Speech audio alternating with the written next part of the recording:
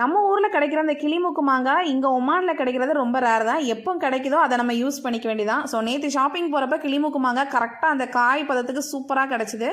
அதனே எடுத்துகிட்டு வந்துட்டேன். பாதி இன்றைக்கும் பாதி நாளைக்கும் குக் பண்ணலாம் அப்படின்னு சொல்லிட்டு கட் பண்ணி வச்சுட்டு இருந்தேன். இன்றைக்கி வந்து பார்த்தீங்க அப்படின்னா நம்ம ஊரில் அந்த நாகர்கோயில் கன்னியாகுமரி ஸ்டைலெலாம் ஒரு மீன் குழம்பு வைப்பாங்க பார்த்தீங்களா. மசாலா எல்லாம் ரெடி பண்ணி வச்சுட்டு அதுக்கப்புறம் தான் அடுப்பில் தூக்கி வைப்பாங்க. நம்ம ஊரில் இந்த மசாலாலாம் கொதிச்சதுக்கப்புறம் மீன் போடுவோம் இல்லையா. ஆனால் அவங்க வந்து மீன் எல்லாம் சேர்த்துட்டு அதுக்கப்புறம் தான் அடுப்புலேயே வந்து ஆன் பண்ணுவாங்க. நானும் அதே மாதிரி எல்லாம் ரெடி பண்ணிவிட்டு மாங்காயெல்லாம் போட்டு வச்சா சூப்பராக இருக்கும். அதை எல்லாம் போட்டு மசாலாலாம் போட்டுட்டு மீனையும் போட்டு நல்லா வந்து மிக்ஸ் பண்ணிவிட்டு அடுப்பில் வச்சு கொதிக்க வச்சாச்சு. இதில் வந்து ஆயில் எதுவுமே நான் வந்து இன்றைக்கி ஊற்றலை. தேவைப்பட்டால் லாஸ்ட்டு வந்து தாளிப்பு கூட சேர்த்துக்கலாம். ரொம்ப நல்லாயிருக்கும். மார்னிங் பிரேக்ஃபாஸ்ட்டுக்கு வந்து பசங்களுக்கு எல்லாருக்குமே வந்து சேம் தாங்க.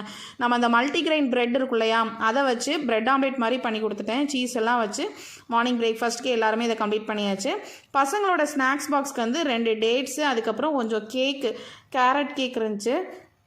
ஸோ அந்த கேக்லாம் வச்சுட்டு கொஞ்சம் ஆரஞ்சு வச்சு அவங்களோட ஸ்நாக்ஸ் பாக்ஸையும் க்ளோஸ் பண்ணியாச்சு.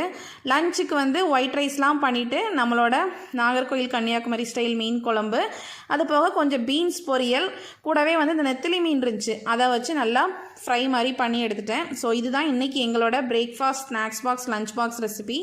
நெக்ஸ்ட் ஒரு வீடியோவில் பார்க்கலாம். தேங்க்யூ, பாய்.